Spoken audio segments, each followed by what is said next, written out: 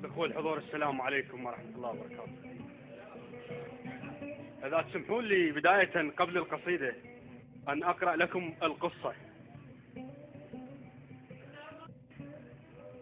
هاي قبل على لسان والدي بال72، قبل بيوتنا ولحد الآن بيوت قصب وطين. فهناك عائلة زوجوا وبنهم صار عنده ولد، الولد عمره 7 أشهر.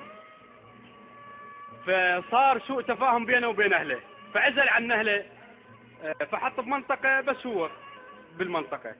فصار فرح بالسلف مال أهله، راح لأهله.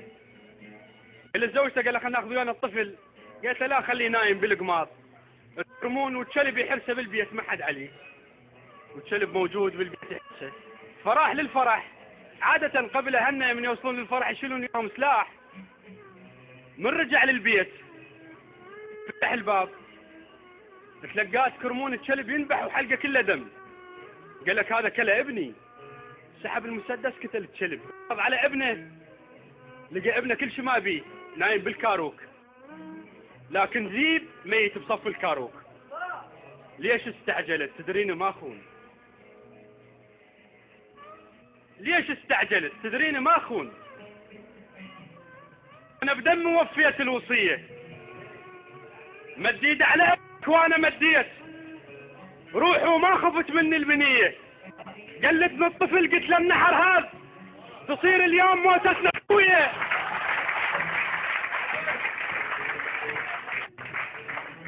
ليش استعجلت؟ تدريني ما اخون، وانا بدم وفيت الوصيه، مديد على ابنك وانا مديت، روحي وما خفت مني البنيه.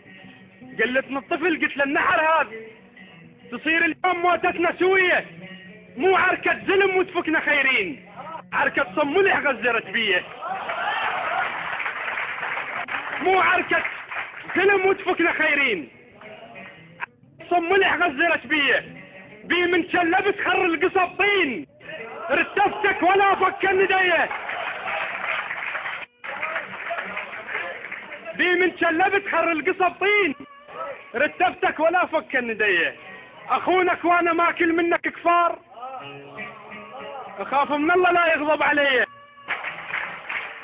اخونك وانا ماكل منك كفار، اخاف من الله لا يغضب علي. واخيرا من طحت بس صار جواي، كلب البلكه صفق الي.